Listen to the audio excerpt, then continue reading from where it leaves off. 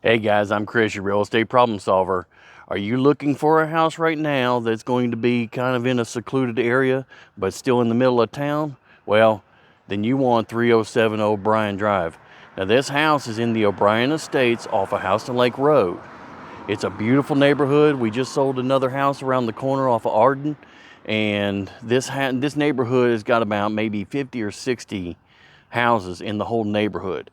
It's not a pass-through neighborhood, which means there's not a lot of traffic going through here. Most of the traffic coming in here are people that actually live here. There's only one entrance in and one entrance out. So you don't have to worry about a lot of strangers coming in and out of this area. And if you're looking for some religious guidance, then you've got the Presbyterian Church right at the entrance, which is only about 2 blocks away. So now that you've heard a little bit about the neighborhood, let's go inside and take a look at it and see if this house is a something that you want to make an offer on. Now, this house is currently listed with our friends at Keller Williams Realty. One of my friends over there has got this house. So let's go inside and take a look and see if it's something that you want to make an offer on.